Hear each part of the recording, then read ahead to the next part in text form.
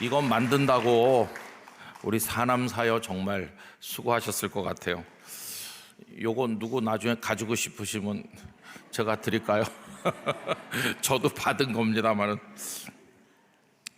사남사여가 이거 새벽에 하기 어렵습니다. 왜 그러냐 하면은 요 앞에 아이들이 있잖아요, 그죠? 아이들 다 데리고 와가지고 아까 제가 6시쯤 와서 요 밑에 베델 기도실에 가니까 벌써 거기 왁자지껄하게 아이들이 와가지고 같이 정말 힘든 찬양 준비를 일찍 해주셨어요. 우리 교회가 이제 3040 세대를 좀 축복하고 격려해야 되겠다 그렇게 하는데 3040에 해당하는 이들이 많습니다. 그러니까 우선 청년들이 거기에 해당하잖아요. 청년회 이렇게 이제 앞으로 할 거예요. 왜냐하면은 그동안은 교육부 산하로 있었는데 이 청년들이 세상에 나가면은 뭐 사장님도 있고 뭐 회사에 중요한 일도 있고 그런데 이제는 조금 성숙해서 자율적으로 하면 좋겠다. 그래서 우리 청년들을 좀 독립적으로 하도록 그렇게 배려하고 또 35살 넘은 청년들은 이제 또 따로 나와서 모임을 또 따로 만들고 또 결혼한 청년들은 또 결혼한 대로 어린 아이가 있는 가정은 어린 아이 있는 대로 또 아이들이 좀 큰 그런 분들은 또 부부 선교회도 있고 근데 거기 연령층이 겹치는 분들이 사남사여입니다. 사남사여는 우리 교회 행정조직상으로는 선교부에 소속이 되어 있어요. 1, 2, 3, 4 남선교회, 1, 2, 3, 4 여전도회. 그런데 우리 청년부나 이런 건 전에 교육부에 있었잖아요. 그래서 약간 좀 애매하게 생각하는 분들이 많은데 하나도 고민하실 필요가 없습니다. 내가 우리 집 아이 초등학교 다니는 애가 있다. 그래서 우리 부부는 부부 선교회 간다. 부부 선교회 가서 다 같이 모이고 또 교구에서도 모이고 어떤 교구는 꼭 몇 가정이 해외 봉사도 가고 그래요. 하여튼 그렇게 다양하게 모이면 되고 그럼 부부 선교회 가는 분들은 사남사여에는 가면 안 되나? 그런 게 아니에요. 나는 사남사여에도 가서 선교적인 봉사도 하고 싶다. 그러면은 한 사람이 또 거기도 갈 수도 있고 그래서 하여튼 3040을 획일화된 어느 틀 안에 묶지 아니하고 자율적으로 이렇게 하면서 젊은 세대가 우리 교회에 그득하게 찾으면 좋겠다는 바람을 가지고 있어요. 여러분 요 몇 년 동안에 3040 세대를 위해서 많이 기도해 주셔서 감사하고 이제 젊은 분들이 많이 눈에 띄게 활동하는 것에 대해서 감사합니다. 진짜 감사한 거예요. 감사. 우리 교회 젊은이가 많아지는 거 감사한 거예요. 좀 미안하게 생각하는 게 뭐냐 하면은요 이런 말이 있어요. 교회는 담임 목사 나이 따라간다고. 그래서 담임 목사님이 젊은 분이 오면 교회가 젊어지고 저처럼 늙은 사람이 오면은 교회도 늙는다 그런 말이 있는데 제가 영락교회 와보니까 참으로 다행스러운지 걱정인지 저보다 조금 더 늙으신 것 같더라고요. 그래서 제가 젊은이 모습으로 등장해야 되겠다 그런 생각도 하기도 했는데 그래서 가발도 좀 쓰고 그럴까. 우리 부목사님들이 다 젊잖아요, 그죠? 부목사님들이 젊고 우리 영락교회 성도들 마음은 청춘이시죠? 네, 그래서 괜찮아요. 또 이렇게 젊은 분들이 있으니까 앞으로 우리 교회 젊은이들로 가득 찰 줄로 믿습니다. 그래서 대학부 이제 다 청년들인데 또 그 다음에 청년부 모임 하여튼 젊은 분들이 많아야 돼요. 그저 한두 가지 아쉬움은 뭐냐 하면은 우리 교회가 젊은이에 대한 배려를 좀 더 많이 해야 되는데 좀 부족하다 그런 아쉬움이 있어 우리 마음에. 그 다음에 또 한 가지는 우리 교회가 이렇게 건물이 많은 것 같은데도 젊은이들이 모일 수 있는 공간이 많이 부족해요. 그래서 언젠가는 좀 우리가 해결을 봐야 되는 숙제가 있는데 어쨌든 그래도 우리 젊은 세대를 보면 격려해 주시고 축복해 주시기를 바랍니다. 몇 년여간에 우리 교회 등록하는 분들 중에서 30대가 제일 많이 등록한다 그래요. 연령별로 이렇게 분석해 보면 참 감사하죠, 그죠? 그래서 우리 젊은 분들 젊음 그 자체가 축복인데 그것이 하나님 안에 아름답게 쓰여질 수 있도록 많이들 격려해 주시길 바랍니다. 여기 우리 자녀들도 엄마 아빠 찬양한다고 따라 나왔어요. 얼마나 졸리겠습니까, 그죠? 엄마 아빠가 따라 나오면 뭐 해준다고 이렇게 약속했을 것 같은데 그 유혹이 뭔지는 잘 모르겠지만 하나님 축복을 많이 받을 거예요. 우리 뜨거운 박수로 한번 보내주겠습니다.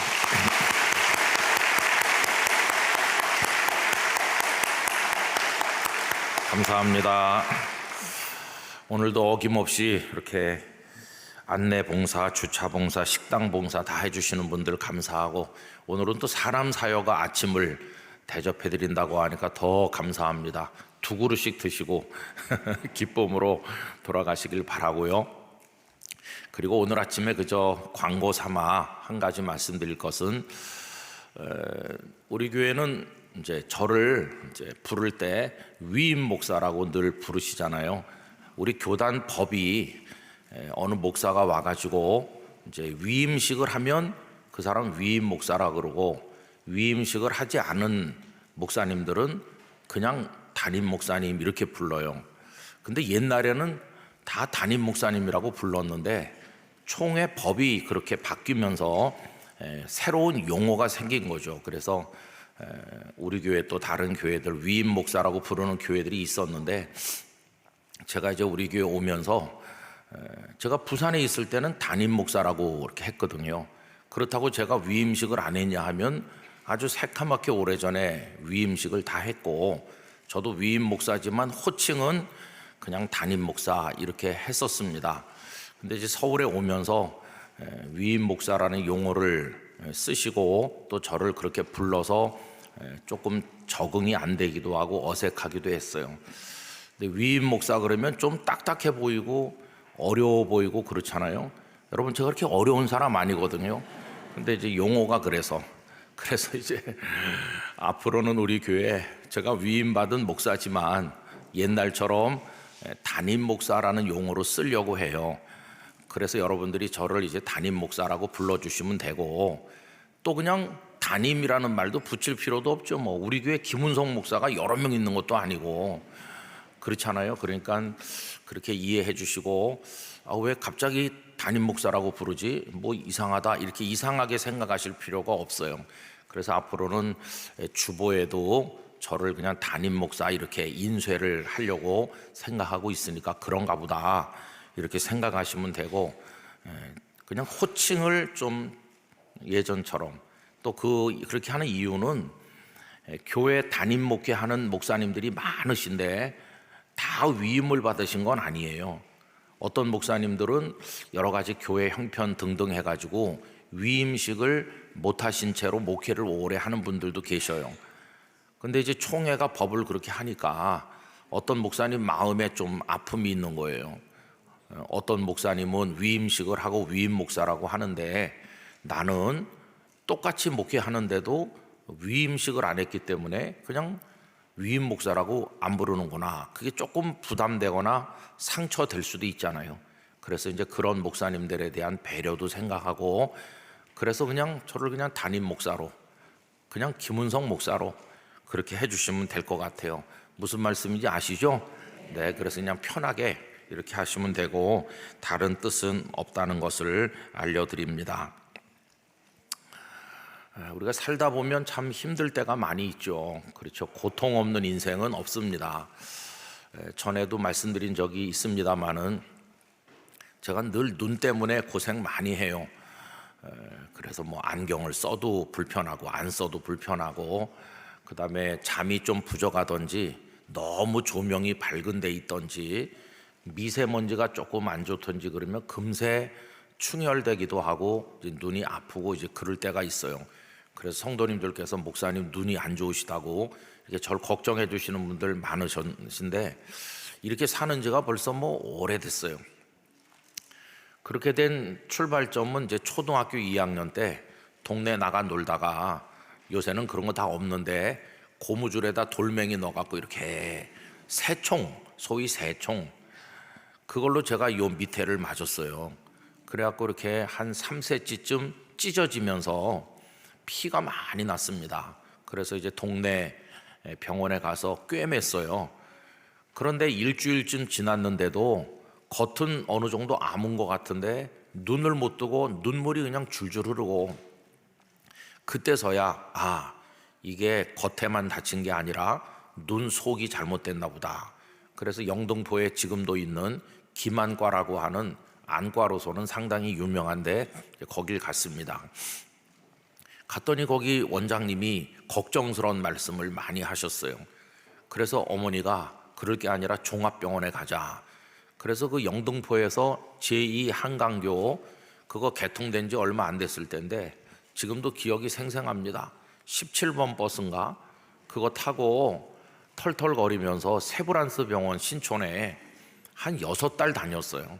그때 그 안과 과장님이 머리가 허여신 연세 많고 은퇴가 얼마 안 남으신 분이었는데 저를 긍휼히 여기시고 참 자상하게 봐주셨어요. 근데 그분 말씀이 그 충격으로 인해서 홍채, 그 눈조리개죠. 홍채가 갈기갈기 찢어졌다.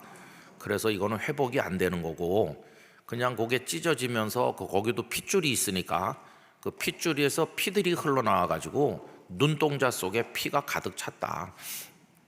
그래서 이 피가 삭아서 없어지도록 하는 거 외에는 뭐 수술을 할 수 있는 것도 아니고 아무것도 아니라고. 한 6달 다녀서 치료를 받아가지고 눈동자 속에 고인 피가 이제 삭아가지고 눈도 뜨고 뭐 이렇게 보이기도 하는데 이게 제대로 좀 안 보이는 거죠. 이제 그렇게 된 이후에 이쪽 반대쪽 눈도 급속하게 시력이 퇴화하면서 이제 일찍부터 안경을 쓰게 됐어요. 제가 안경 산업 발전에 기여했습니다. 일찍부터. 그냥 문제는 뭐냐 하면은 그 사고 났을 때 그때가 문제죠. 저에게 해를 가한 아이가 있잖아요. 그러면은 상식적으로 생각하면은 그 어머니께서 오셔서 아유 우리 애가 잘못해서 미안합니다. 첫째는 그렇게 말해야 되는 거고 두 번째는 대개 아드님 병원 다니는데 치료비라도 조금 보태겠습니다. 이렇게 두 가지는 우리가 상식적으로 생각할 수 있는 겁니다.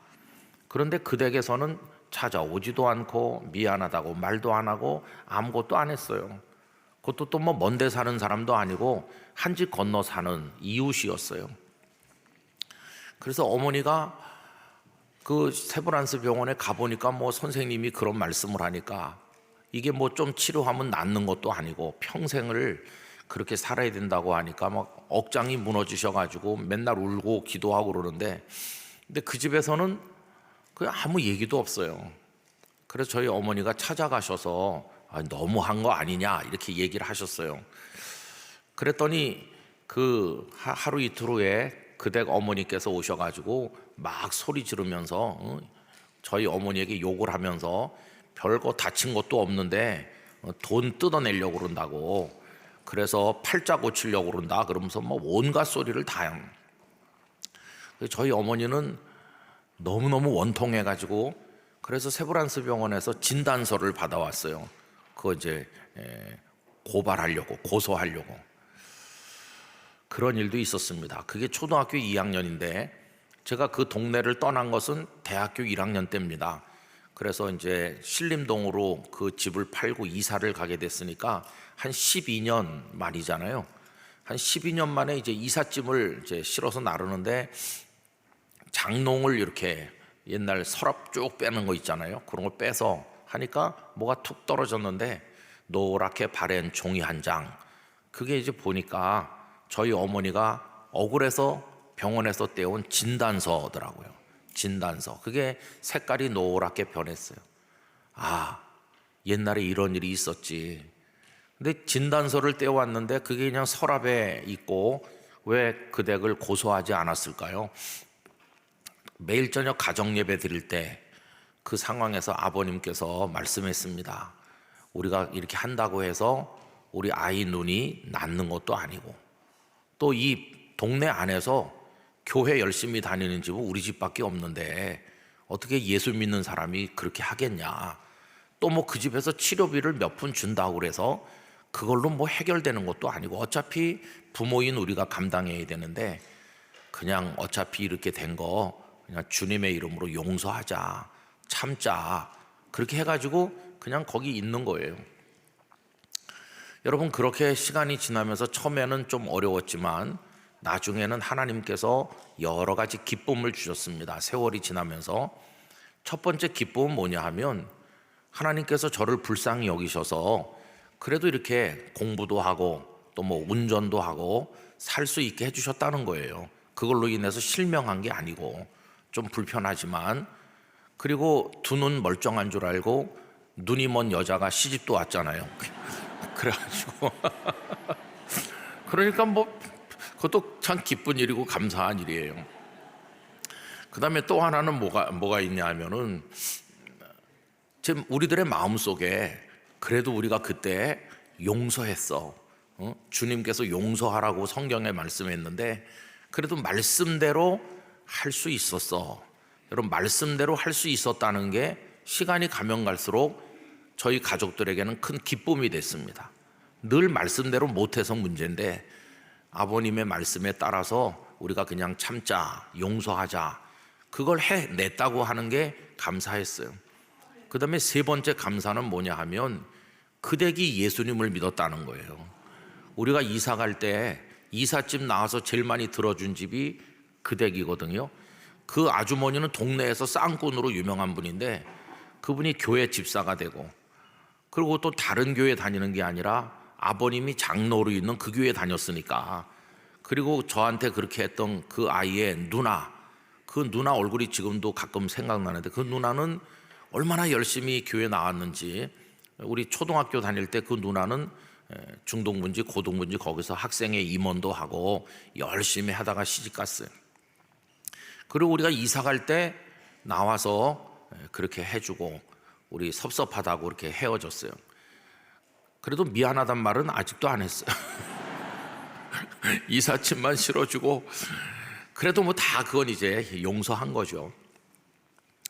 그 댁이 누구에게 전도를 받았는지 모르지만은 교회 나올 때 우리가 막 고소해가지고 막 했으면은 아버님이 장로 입장에서 얼마나 입장이 곤란하고 어려웠겠어요. 여러분, 어떤 고통이 있잖아요. 그게 이제 저 같은 경우는 사고를 당한 건데, 어떤 고통이 있을 때 고통을 해석하는 방법, 그 다음에 고통을 없애는 방법, 이런 것들이 참 난해하고 인생의 어려운 문제입니다. 성경에는 고통의 이야기가 가득 차 있어요. 인생에 죄가 들어온 이후로 그 죄로 인한 고통인데, 원론적으로 말하면, 원론은 그런데 강론으로 말하면 누구 때문에가 참 많아요. 우리가 다 죄인이라 그렇지, 이렇게 생각하면 그 원론은 그래요. 근데 강론으로 보면은 다 우리 누구 때문이라고 생각해요. 요 얼마 전에 주일 낮예배 시간에 다윗 얘기를 하면서 다윗의 인생의 전반부에 많은 고통이 있었는데 그거는 다 다윗이 아닌 다른 사람들로 인한 거라고 그랬습니다. 사울 왕이 그를 죽이려고 했고 뭐 이런 식이죠. 남들이 나에게 고통을 가했다. 그럴 때는 미움의 대상이 뚜렷하게 떠오르는 거예요. 그 사울 밉다. 사울만 아니었다면 이런 일 없었을 텐데, 이런 식이에요. 아마 지금 우리 성도님들 당하고 계신 여러 가지 고통의 상당수는 누구 때문일 거예요. 누구. 마음속에 떠오르는 미움의 대상들이 아마 있으실 거예요. 그게 저 지구 반대편에 있는 사람인 경우는 거의 없습니다. 다 지근거리에 있는 나랑 친했던 사람이거나 더군다나 가족이거나 배우자 사이에도 그런 경우도 있잖아요. 모르는 사람이 지나가다가 해코지를 한 건 그냥 그렇게 해프닝으로 아니면 일회성으로 끝날 수 있는데, 한 집에 살면서 밤낮 없이 같이 하는 사람이 내게 고통의 원인이 된다 그러면 이건 정말 지옥이 따로 없는 거죠. 여러분, 그래서 가까이 사시는 가족들과 친구들, 이웃들 그 속에서 평안을 누리는 축복이 있으시기를 기원합니다. 이건 정말 중요한 거예요. 근데 어쨌든 누구 때문에 이게 있는 거죠. 그 다음에 또 어떤 고통은 이게 아무리 생각해봐도 나 때문이다, 이게 인정되는 때가 있어요. 나 때문인 게 분명할 때도 있잖아요. 그거를 나도 인정하고 남도 그렇게 얘기해요. 근데 제일 애매한 것은 뭐냐 하면 누구 때문인지가 잘 모를 때가 있어요. 나 때문은 아닌 것 같아요. 이게 왜 나 때문이냐? 나 때문이 아니지. 그런데 또 그렇다고 특정한 어떤 누구 때문도 아니에요. 근데 애매한데 하여튼 지금 견디기 힘든 고통이 있어요. 대개 그런 경우는 질병인 경우가 많이 있습니다. 질병. 여러분, 질병이 내가 건강관리 안 하고 먹어서는 안 될 걸 너무 많이 먹고 또 무리하게 해서 그런 경우도 물론 있지만은 뭐 모두가 다 그렇게 사는데 왜 나만 이렇게 쓰러졌을까? 그런 경우도 있으니까 내 잘못인 것 같기도 하지만 또 딱히 내 잘못은 아닌 것 같기도 한, 또 내가 아프라고 남이 나를 아프라고 기도를 했습니까? 그것도 아니잖아요. 그런데 왜 내가 이렇게 됐을까? 그게 애매한 경우가 있어요. 여러분, 그런 경우에 우리가 참 곤란한 건 두 가지입니다. 하나는 해석하기가 어려워요. 나 때문인 게 분명하면 해석도 간단합니다. 하나님, 제가 죄인이라서 그래요. 제 죄를 용서해 주세요. 그때는 우리가 하는 게 회개합니다. 회개. 나 때문인 것이 분명할 땐 회개하면 돼요. 회개. 누구 다른 사람 때문일 때는 어떻게 하면 좋을까요? 다른 사람 때문일 때는 법적으로 해결하는 게 우리 사회 방법이죠.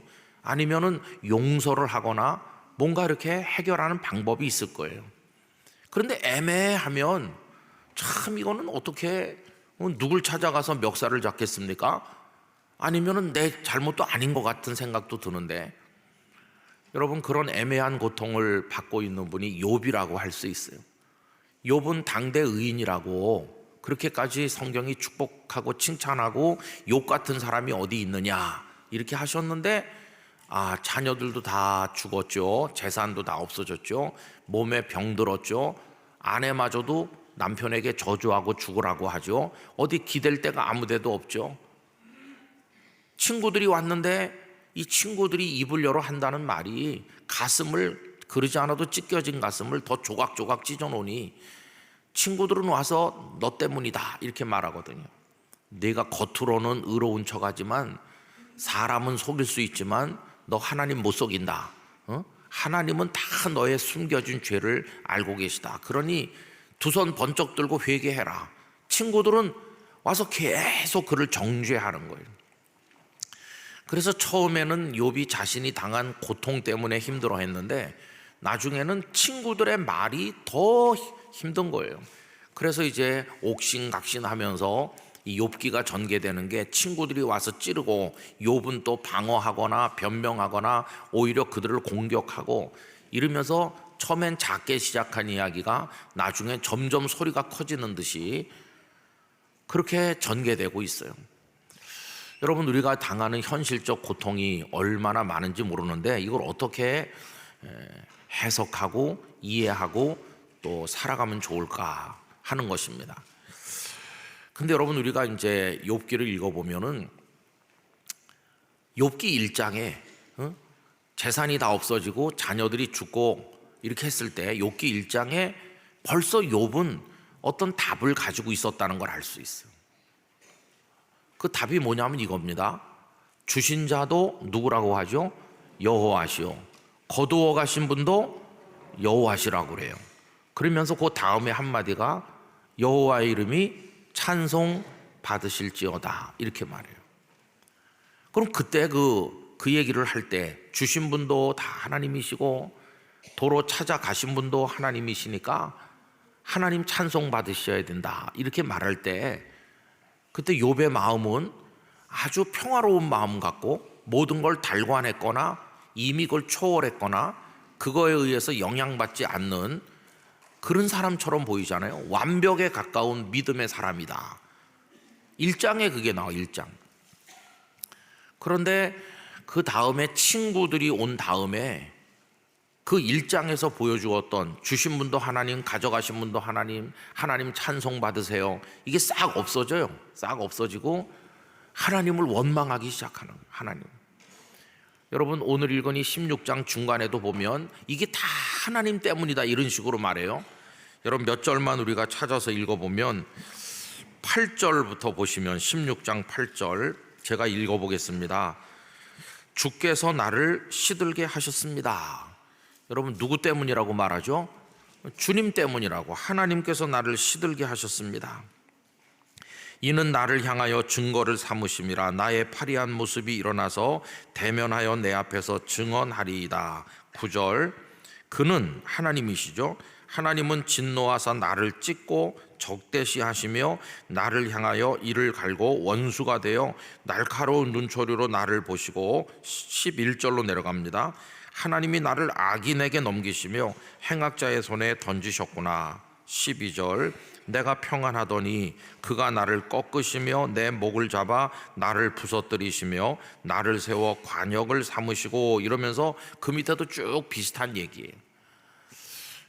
1장에서는 다 하나님께서 주셨다가 도로 가져가셨고 찬양 받으셔야 된다, 이렇게 깔끔하게 그 고통에 대한 그의 괴로운 마음이 정리정돈된 것처럼 보였는데, 친구들이 온 다음에는 그게 막 이렇게 일어나면서 하나님을 향해 막 따지고 드는 거예요. 하나님, 당신이 나를 이렇게 힘들게 괴롭게 하신다. 여러분, 그가 하나님을 원망하는 내용들을 읽어보면 마치 뭐와 같으냐 하면, 다시는 하나님 부르지 않겠다, 이제 하나님하고 나는 끝이야, 내가 그런 하나님 이제는 다시는 찾지 않겠어, 꼭 그런 마음을 가진 사람처럼 하나님을 향해 쏟아놓고 원망하거든요. 근데 참 이상한 게 뭐냐 하면은, 그렇게 해놓고도 욥은 돌고 돌아서 그 마음이 방황하다가 결국은 마지막에 다시 하나님을 부르는 거예요. 다시 하나님께로 돌아와요. 여러분, 오늘 본문이 이제 그건데, 오늘 본문 말씀으로 다시 돌아가 봅시다. 18절 땅아 내 피를 가리지 말라, 나의 부르짖음이 쉴 자리를 잡지 못하게 하라 하고, 19절 20절 다 같이 읽어보실까요? 지금 나의 증인이 하늘에 계시고 나의 중보자가 높은 데 계시니라.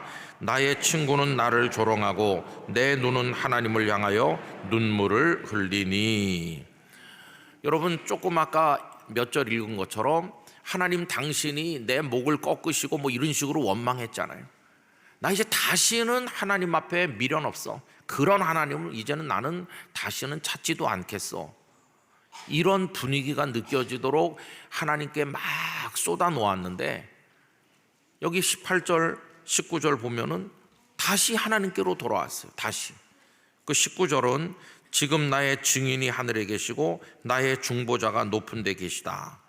아니, 하나님이 나를 이렇게 해코지 하셨고 나를 힘들게 하시고 마치 하나님이 나의 원수와 같다, 이렇게 말했던 욥이 어떻게 하나님을 증인이라고 표현하고 중보자라고 표현할 수 있습니까?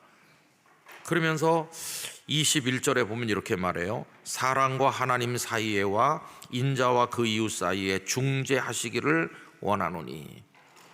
마치 뭐와 같으냐 하면은, 어떤 억울한 사건을 당해서 변호사님을 찾아갔어요. 그래서 원통한 사정을 다 얘기하고 그분에게 사건을 맡겼어요.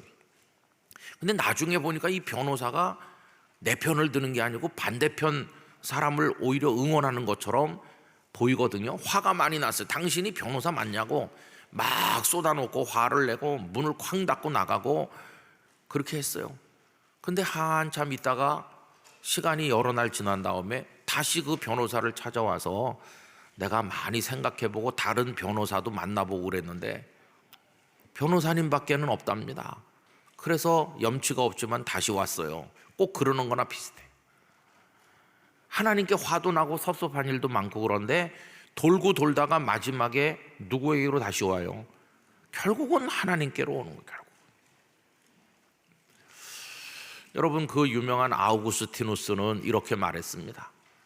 결국 마지막에는 하나님밖에 없음을 깨닫는 것이 믿음이다. 그렇게.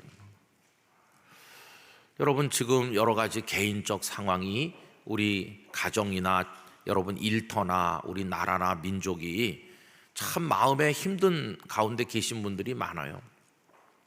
기도를 부탁드리는 것 중에 하나는, 지금 우리 교회 집사님 한 분이 숨을 못 쉬어요. 그래서 폐를 이식해야 되는 상황에 있어요. 뭐 기계에 의해서 거의 숨을 못 쉬어가지고 그걸 갖다 몇 년을 겪는 거예요. 얼마나 힘든 고통 중에 있는데, 그런 폐가 연약한 분에게 폐렴은 치명적이잖아요. 근데 지금 폐렴이 왔어요. 지금 그 폐 이식 순위 1순위인데 그걸 0순위로 올려야 된대요. 근데 지금 폐렴이 와가지고 오늘 내일 하고 있어요. 참 너무너무 안타까워요. 여러분, 그런 분들이 있어요. 우리 교회 성도들 중에 그런 고통을 겪는 분들이 많아요. 그럼 이제 그런 분들이 그 상황에서 누굴 원망하겠어요? 뭐 이루다 말할 수가 없죠. 지난 주일에도 젊은 여집사님이 눈물을 뚝뚝 흘리면서 기도를 부탁했어요. 그 남편은 교회 다니기 시작한 지 한 2년밖에 안 됐고, 부인 집사님은 우리 교회에서 요만했을 때부터 자라서 교사도 하고 여러 가지 봉사도 많이 하신 분이에요. 근데 그 남편이 혈액암이 됐어요. 그래가지고 그 혈액암 중에도 좀 가벼운 게 있을 텐데 조금 이렇게 치료하는 게 쉽진 않은 그런 것 같아요. 제가 알아보니까. 왜 이런 것들이 나한테 올까? 이렇게 힘들 때가 많잖아요. 그게 경제적인 것이든 그게 무엇이든지 간에 아마 우리 성도들 중에도 그런 분들 많으실 거예요. 여러분, 주변에 고통받는 분들 외면하지 마시고 간절한 마음으로 기도해 주시기 바랍니다. 하나님은 반드시 좋은 결과를 주실 줄 믿습니다. 근데 마지막에 믿고 의지할 분이 하나님밖에 없는 거예요. 하나님. 욥도 돌고 돌다가 다시 하나님께로 돌아와서 하나님, 제가 지금 너무 힘든데 당신께서 저를 죽이시려고 하는 것 같은데요, 나를 목을 꺾으신 것 같아요. 그런데도 나는 올 데가 딴 데는 없습니다. 내 목을 잡고 끌고 다니시지만 그래도 하나님 당신밖에 없어서 왔습니다.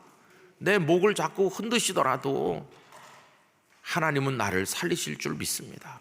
이게 마지막 궁극은 하나님밖에 없다. 그러면서 이 친구들이 와가지고 나를 지금 너무 힘들게 하는데 우리 친구들하고 저 사이에 중재해 주실 분, 이 분란을 해결해 주실 분도 그냥 하나님밖에 없습니다. 하나님 앞에 섭섭한 거 많아요.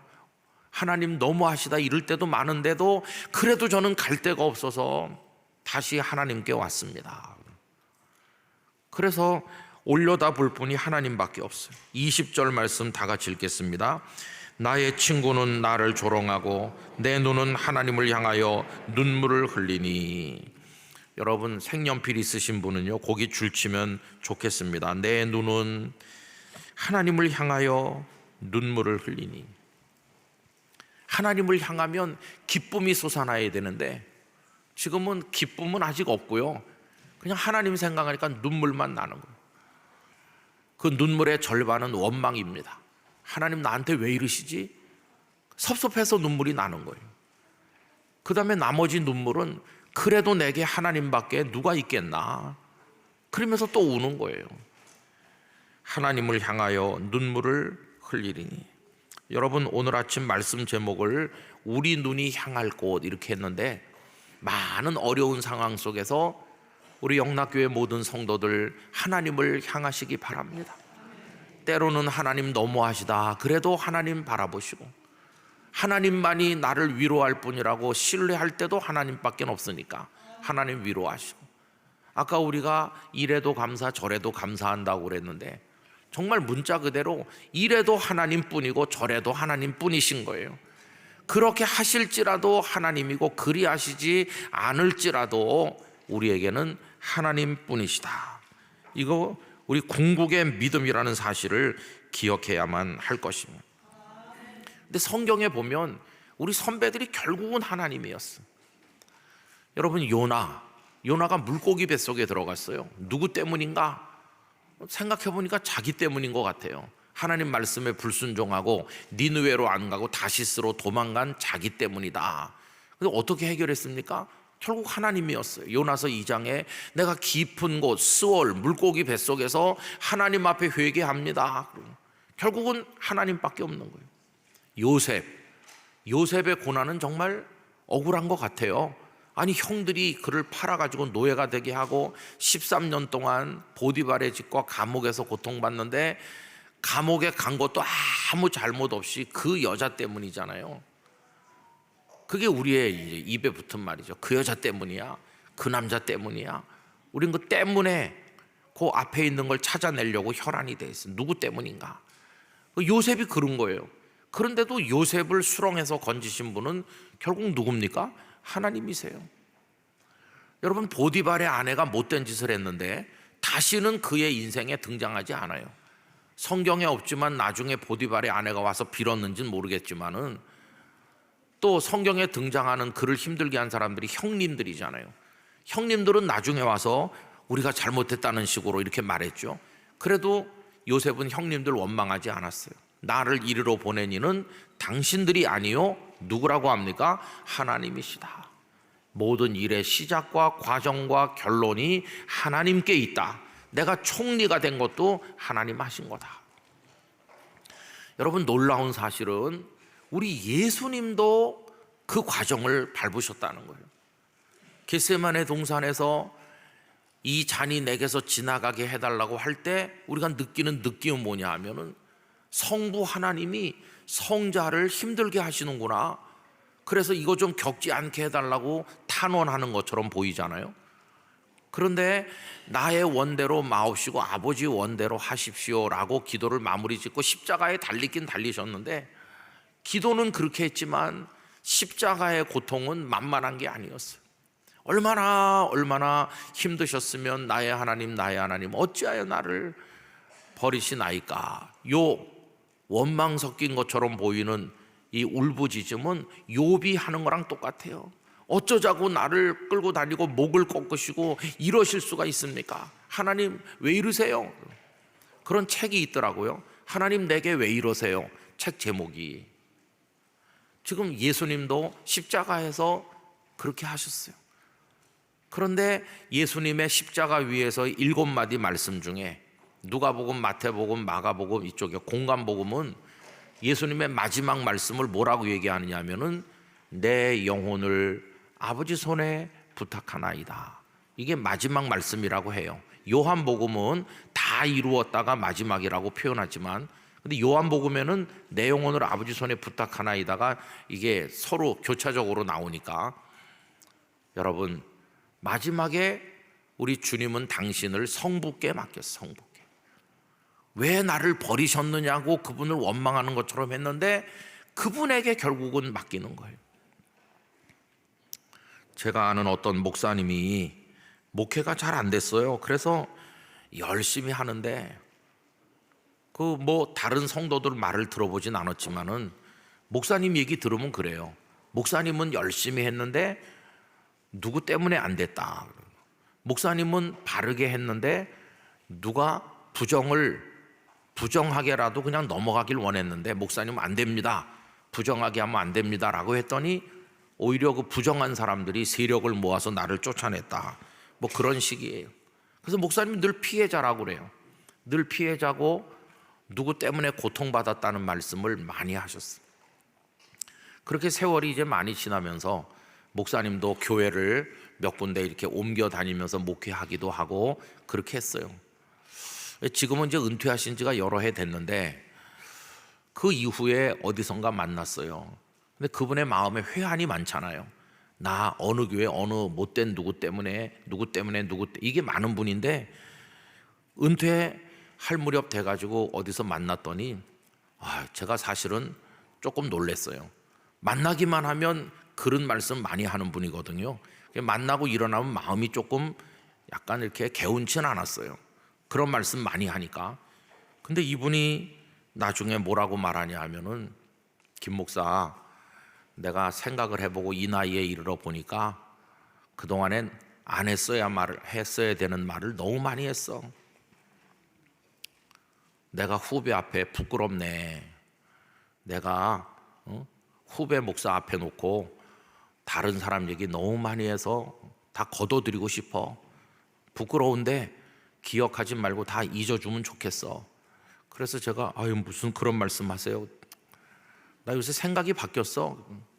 어떻게 달라지셨습니까? 뭐가 무슨 변화가 있었나요? 그랬더니 그 목사님 2가지 얘기했어. 이제 와서 생각해 보니까 첫째, 다 나 때문이었어. 그게 그분의 첫 번째 말씀이었어요. 여러분, 나 때문이라는 걸 발견하는 건 위대한 겁니다. 위대한, 놀라운 깨달음입니다. 욥기가 42장으로 되어 있는데 욥기 쭉 진행하다가 맨 마지막 장에 가면 나오는 게 뭡니까? 욥의 회개입니다. 하나님, 알지도 못하면서 내가 말을 쏟아냈습니다. 자기가 한 모든 말을 취소한다고 얘기해요. 내가 한 모든 말을 거두어 드리나이다. 근데 그 목사님이 딱 그렇게 말하는 거예요. 내가 김 목사님한테 했던 얘기 다 그냥 잊어주면 좋겠어. 그게 거두어 드리는 거예요. 그러면서 생각해 보니까 나 때문이었어.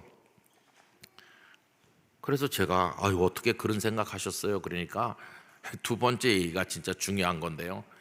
아니 그렇게 해본들 내가 원망했던 뭐 장로님, 권사님, 집사님이 내 인생을 보상해 주는 것도 아니고 나를 다시 회복시켜 주는 것도 아니지 않나. 덧없는 세월 속에서 다 시간이 흘러서 이제 은퇴할 때가 됐는데 이제 내 남은 인생에 소망이 누구에게 있겠나? 소망이 나한테 있나 생각해 봤더니 이제 나는 늙어가는 보잘것없는 인생에 불과하고 내게 소망을 둬갖고는 아무 의미가 없어. 그래서 요만했을 때부터 알았던 건데 이제서야 깨달은 게 있어. 요만했을 때부터 알았던 게 뭘까요? 하나님밖에 없다. 요만했을 때부터 알고 있는 거예요. 알고는 있었는데 그걸 살아오는 인생의 과정에서 깨닫지는 못했어요. 알고만 있었지. 깨닫지는 못했고 지식으로만 있었지 삶에 적용하지 못했어요. 그러면서 당신을 의지했고 남을 원망하면서 입으로는 하나님을 부르지만 하나님 없는 삶을 살았다는 거예요. 그러다 이제 이 나이가 돼가지고 아 하나님뿐이시구나 하는 거를 이제서야 진실로 깨닫고 깨달았을 뿐만 아니라 그 하나님께 나를 온전히 맡기기로 했다. 그거였어요. 이제 내가 은퇴를 곧 하는데 앞으로 얼마나 더 살는지 모르지만 남아있는 시간 동안에는 누구도 생각하지 않으려고 그래. 어떤 사람 그리고 어리석은 나 그것도 생각하지 않고 그냥 하나님만 바라보면서 그 세월이 5년일지 10년일지 얼마일지 모르겠지만은 지난 긴 세월에 대한 어떤 회개의 심정으로 하나님 앞에 덕지덕지 붙은 때를 씻는 마음으로 그리고 다시 모든 흐트러진 걸 원점으로 돌리는 마음으로 이제 나의 남은 시간은 하나님만 바라보기로 했어. 그리고 이제는 말하지 않기로 했어. 말을 하면 할수록 쓸데없는 말만 한다는 걸 깨달았어. 그래서 김 목사 이제 내가 마지막으로 그저 미안한 마음으로 부끄러운 마음으로 하는 얘기인데 그냥 하나님뿐이야. 그런 말씀하셨어요. 여러분 하나님뿐입니다. 결국은 우리가 겪는 고통은 다 다릅니다. 누구 때문인가도 생각해 보면 아까 말씀드린 것처럼 다양합니다. 고통의 깊이도 다 차이가 있고 종류도 달라요. 우리 각자가 다 달라요. 우리 지금 대한민국이 이 민족이 겪는 고통도 그런 거죠. 근데 결국은 우리가 그 아우구스티누스 얘기처럼 결국 하나님뿐이시구나. 그걸 깨닫는 게 믿음의 시작이에요. 그 믿음의 시작이 교회는 요만했을 때부터 다녔는데 뒤늦게 시작되는 분이 있어요. 저는 오늘 이 특별 새벽 기도에 오신 성도들이 하나님뿐이시다 하는 거를 정말 붙들고 마치 믿음이 시작되는 사람처럼 우리가 출발하길 원합니다. 여러분 그 하나님은 그렇게 그의 목을 꺾는 분처럼 보이기도 했지만 어떻게 하셨나요? 결국 욥의 마음을 평안케 해주신 분도 하나님이시고 회복시켜 주신 분도 하나님이시고 결론은 하나님이시다. 그게 이제 욥기가 우리에게 보여주는 것이 오늘 우리들의 현실에 나타나는 여러 가지 변수들과 이야기들과 사연들 그거 다 내려놓고 우리 눈앞에 하나님만 더 분명하게 보여지기를 원합니다. 하나님뿐이십니다. 하나님. 그래서 이제 며칠만 살면 올해도 상반기가 지나가요. 지난 6달은 참 어려웠습니다. 작년 연말부터 계엄 이후에 우리 대한민국은 그냥 용광로 안에서 타는 것처럼 하루도 조용할 날이 없었고 대선은 끝났지만 아직도 후유증이 너무 크고 뒷말도 많고 이게 어떻게 될는지 우리는 알 수도 없어요. 그런 상황이에요.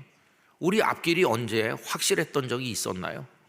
모두가 다 한치 앞을 모르고 불확실한 세상을 살고 있는 건데 그러나 분명한 한 가지는 하나님 그분이세요. 모든 게 불확실해도 하나님은 확실하십니다. 모든 것을 예측할 수 없어도 하나님은 우리 앞길을 인도하십니다. 두려워하지 말고 놀라지 말고 누구도 원망하지 말고 자책하지도 말고 그저 하나님을 향해 두 손을 드는 우리 영락의 성도들 되시기를 바랍니다. 욥기에 펼쳐져 있는 그 이야기가 우리 성도들 개개인의 인생에도 펼쳐지고 있다고 생각하는데, 하나님뿐이시다. 여러분, 오늘 아침 이 마음을 간직하시고, 여러분의 하나님이십니다. 여러분의 아버지십니다. 그 하나님 아버지께 무릎 꿇는 모습으로 우리의 남은 삶을 살아가게 되기를 간절히 축복합니다. 기도하겠습니다. 거룩하신 아버지 하나님, 너무도 고통 많은 세상에 때로는 집단적으로, 때로는 개인적으로, 때로는 나 때문에, 때로는 어떤 누구 때문에 라고 보이는 고통 속에, 어떤 때는 이유를 모르는 고통 속에 하나님 때문인가 생각하기도 하면서 원망도 하고 좌절도 하며 살고 있습니다. 욥의 고통이 그런 것이었고, 우리 성도들도 육신의 질병과 삶의 여러 가지 문제로 힘들어하는 분들이 많이 있습니다. 눈앞이 캄캄할 때, 갈 길이 보이지 않을 때 주여 저희에게 믿음을 주시옵소서. 그 믿음은 하나님뿐이심을 깨닫는 데서 출발하는 줄 믿습니다. 아버지, 저희를 외면하지 말아 주시옵시고 저희를 아버지의 손에 맡겨드리오니 아버지, 저희를 받아 주옵소서. 우리 영락교회 성도들, 가정, 사랑하는 자녀들, 남편, 아내, 부모님, 일터, 손으로 하는 수고들, 기도 제목들 다 돌보아 주시고 대한민국을 눈동자와 같이 지켜 주시옵시고 악한 세력이 손대지 못하게 하시고 남북 간 화해가 이루어지게 하시고 복음통의 날이 앞당겨지게 하여 주옵소서.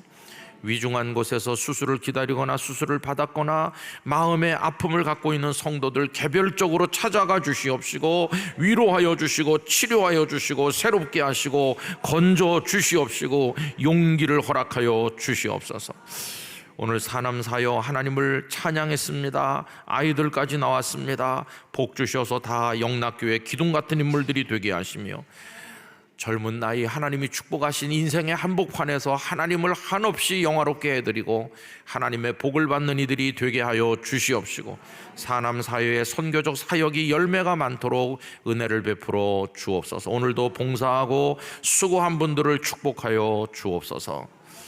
이제는 주 예수 그리스도의 은혜와 하나님 아버지의 사랑과 성령님의 교통하심이 오직 하나님뿐이심을 재확인하고 고백하며 나아가는 모든 성도들 중에 영원히 함께 하시기를 축원하옵나이다.